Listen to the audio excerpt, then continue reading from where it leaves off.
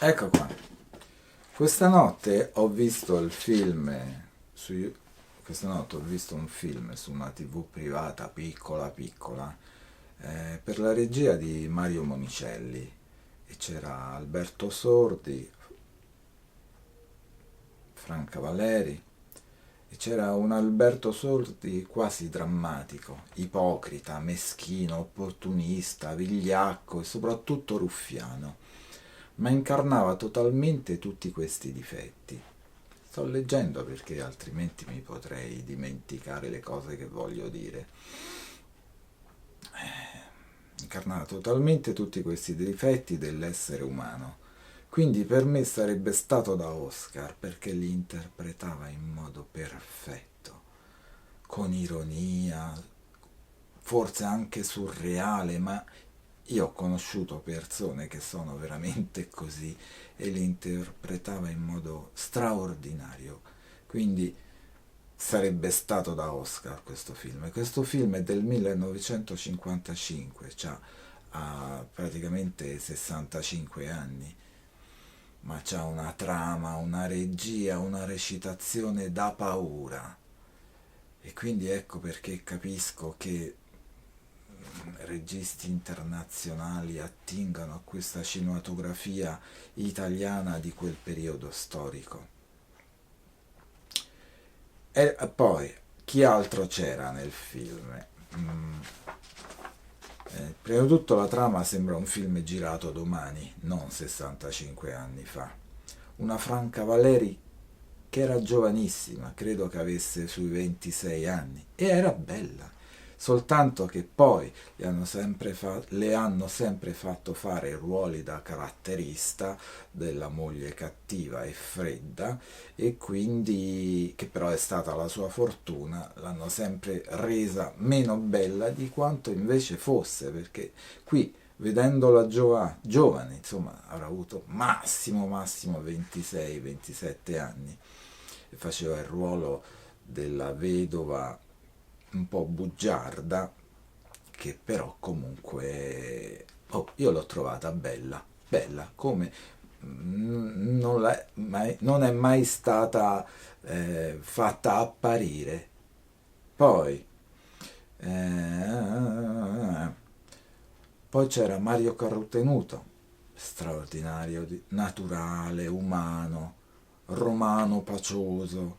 E poi c'era Leopoldo Trieste, anche lui qui giovanissimo, e io ho avuto l'onore di conoscere e mi ha raccontato che lui è anche un drammaturgo, cioè un- uno scrittore di testi teatrali, eccetera, e ha scritto 40 drammaturgie e a livello mondiale, ma qui in Italia lo conosciamo solo come attore, soprattutto in film con Pietro Germi, diciamo che a livello mondiale è considerato il, il secondo o terzo drammaturgo italiano insieme a Verga e a Pirandello.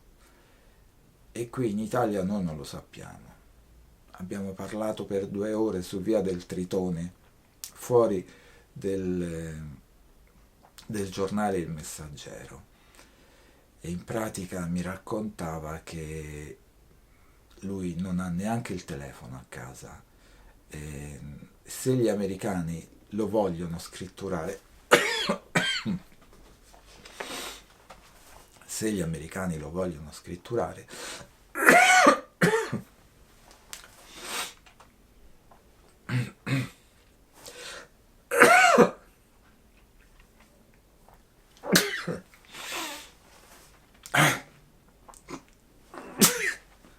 wow,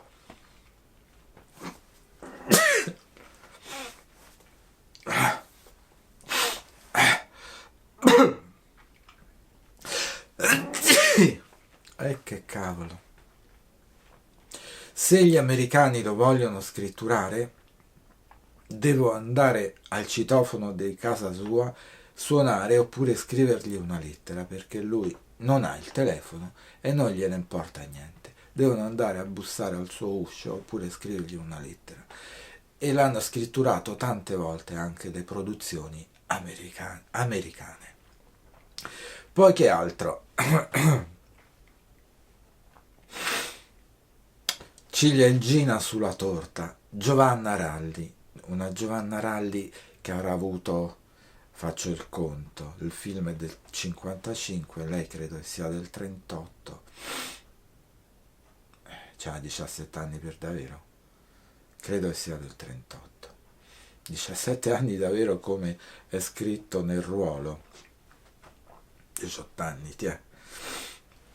Bellissima, bellissima. Io non lo so se era doppiato, la voce fosse la sua, ma era di una bravura eccezionale, ma veramente bella, bella, e brava, brava, brava, naturale, vera.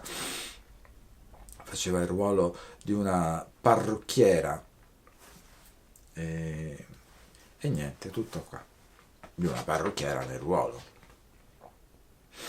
A Hollywood una bellezza, una bravura naturale, così se la sognano.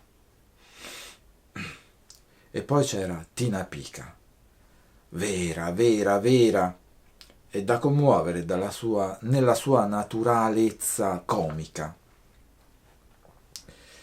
E nei vari ruoli, c'era anche il regista Alberto Lattuada, che probabilmente amico di Mario Monicelli, in pratica ha accettato di fare il ruolo del capo di tutta l'azienda dove tutti quanti questi attori lavoravano come impiegati nel ruolo. E poi un'altra ciliegina sulla torta, Giovanna Ralli nel ruolo ha un fidanzato che si chiama Fernando, un omone grosso, e questo Fernando, l'attore che recitava Fernando, è Carlo Pedersoli, in arte Bud Spencer. Conclusione, un film così, in Italia film così non se ne fanno più, perché anche che c'è drammaturgia, contenuti, c'è anche quell'ironia sottile, e io non la riscontro più nei film italiani di oggi. Sarà che anche il bianco e nero è splendido, sarà le ambientazioni vere di una Roma che non esiste più, una meraviglia, sto film è una meraviglia. L'unico suo difetto è che è stato girato nel 1955 e forse è anche il suo pregio, ma a volte pregi e difetti vanno a pari passo, come io c'ho un bel nasone, è un difetto, ma potrebbe essere pure un pregio, dicono, Vabbè, un po' di ironia, dai, un po' di ironia, anni 50, grassoccia, sono magro, però è grassoccia l'ironia, va bene? Tutto qua, andate a vedere questo film, forse non lo so se lo posso linkare o caricare su YouTube, perché poi magari mi bloccano il canale, però come si dice, come si dice, iscrivetevi al mio canale, perché poi farò tante altre recensioni, parlerò di fotografia, parlerò di videoclip per cantanti, parlerò di tante cose, quindi iscrivetevi, mi fa piacere, no? Dai, e su, fate crescere questo canale. Ciao, grazie, Tony.